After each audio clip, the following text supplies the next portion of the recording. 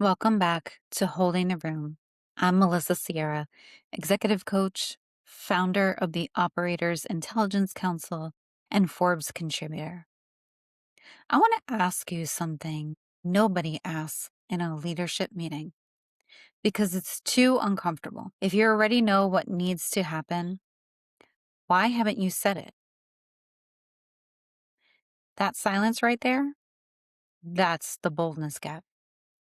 And it's costing you more than any inefficiency your AI tools are solving. Let me describe someone to you. Smart, experienced, knows exactly what the problem is, sits in meetings where the real issue is invisible on the agenda, but obvious to anyone paying attention. Has thought about this on their drive home, in the shower, and to be honest, probably at 2 a.m., but hasn't said it, not because they're afraid of being wrong, because they're afraid of what comes next if they're right. That's the boldness gap.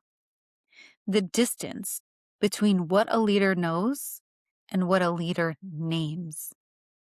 I see it everywhere in C-suites, in founder conversations, in leadership teams that are technically brilliant and strategically frozen. And here's what I want you to notice. The boldness gap is not a personality problem.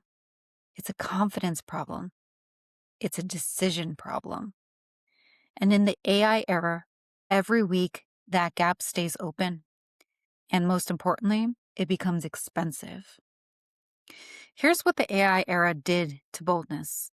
It made ambiguity socially acceptable. When nobody knows exactly how AI will reshape your industry, we're still figuring it out, becomes a reasonable answer. When the technology is moving faster than anyone can track, uncertainty becomes a leadership shield. But your team isn't confused because the technology is complex. They're confused because their leader hasn't named what the technology means for them. And that's a different problem. And it has a different solution. The most common question I get from coaching clients right now is not what AI tool should we adopt? It's how do I talk to my team about this when I'm still figuring it out myself? And my answer is the same every time. You don't have to wait until you have certainty. You narrate the process.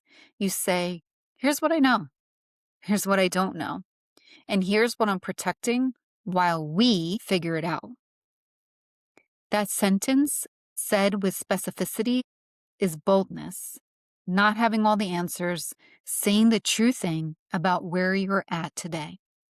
Let me give you 3 specific forms of boldness. These are behaviors, not personality traits, and you can start practicing them this week. Narrative boldness. This is telling your team what is changing, specifically, personally, before the rumor does. Not a memo, not a slide deck, a direct conversation. Here is what's happening, here is why, and here is what it means for you. The leaders who do this first have adoption rates that benchmark significantly higher than those who communicate reactively. And that is not a soft outcome. That is a boldness result. Declarative boldness. Publicly naming what you will not trade away. Before you tell your team what AI is going to change, they need to hear what is not going to change. What is non-negotiable? What are you protecting? Bold leaders declare this before the rollout, not in a memo to HR, out loud, on the record, where people can hold you to it.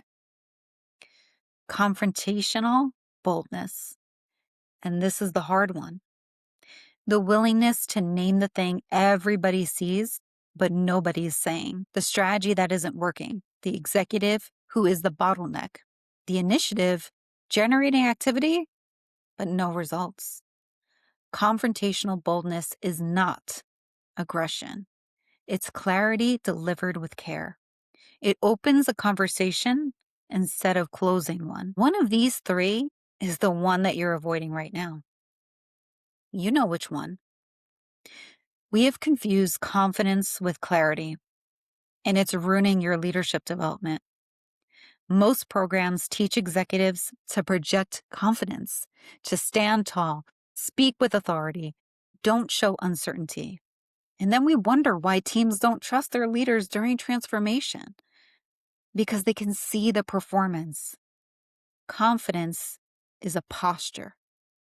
Clarity is a practice, and your team needs the practice, not the posture. One thing from this episode: identify the conversation you've been avoiding, the one that would require you to name something you already know, and have it this week.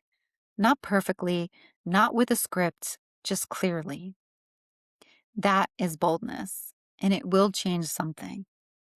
I coach leaders exactly through this: the specific conversations that require boldness and how to have them without blowing up the room.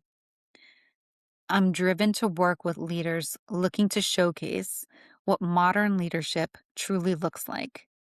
And if that's you, please consider joining the Operators Intelligence Council or book a one-on-one meeting with me for a free discovery call to work together.